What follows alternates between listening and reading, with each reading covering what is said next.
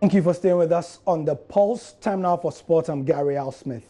And this weekend, the second installment of the Super 2 Clash, the series of friendlies that are being played by Hearts and Asante Kotoko, was seen at the Yara Satdium in Kumasi. However, at the end, there were unsavory scenes, as reports say that about 3,000 seats were destroyed by fans of Accra Hearts of Oak. These were the seats.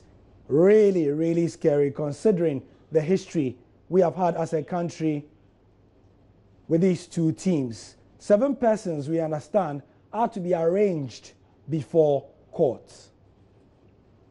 And Delali Atiase is with Love FM in Kumasi. He's on the line. Thank you for joining us, Delali. Welcome, Gary. Yes. What can you confirm for us in terms of the latest? We are hearing that 7 will be arranged before court.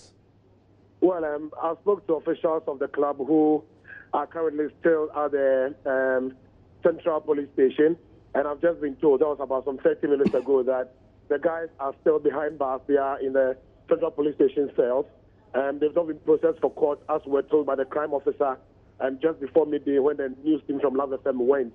And so former management members, including Anna Sabre, other supporters figures like Abbas and Baba Shai, are still with some other executives there trying to see whether they can get bail for the 7.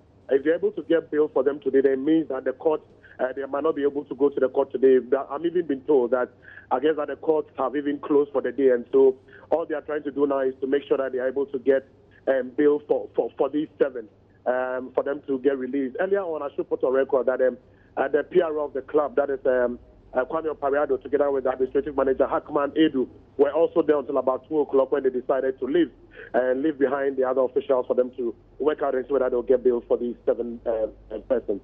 What reaction greeted this news in Kumasi? We know that, I mean, countrywide, there was a lot of shock, but in Kumasi in particular, which is the home of this stadium, what was the reaction? Well, it's been condemnation for the supporters who took the law into their own hands, and other sections are also condemning the reaction of the military in particular, because at a point in time, we all in the stands observed the military and using parts of the gun to hit some of the fans, which many felt they went a little bit beyond, beyond their limits.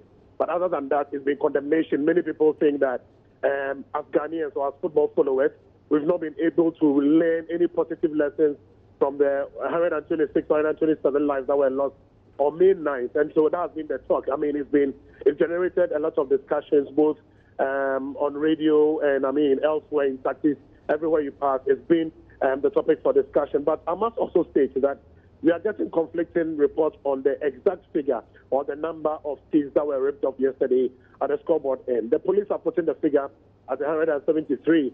But when we spoke to the public relations officer at the National Sports Authority here in Kumasi, Patricia Mensah, she put the figure at 275, and she is costing 1 seat at 110 Ghana cedis. She says that when Consta renovated the facility for the 2008, 1 seat cost 6 cedis, and so if they put the equivalent into the euro and all that, it means that 1 seat is going to cost 110 Ghana cedis now. And so overall, the fans, the 7 together, are supposed to pay 30,250 Ghana cedis. And if they're able to do that, the authorities will make sure that they settle the case out of court. All right. Delali, where did we get the 3,000 from then? Because if the PRO is saying that it's how many again?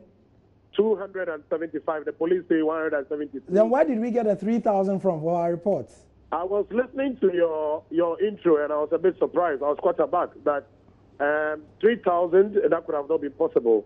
That is not what we have. It's 275 rather from the National Sports Authority. So I was a bit taken aback by that one. Okay, so we'll amend that and get more confirmation to be sure to get those figures as well. But many thanks for your time. You're welcome, bro. Yeah.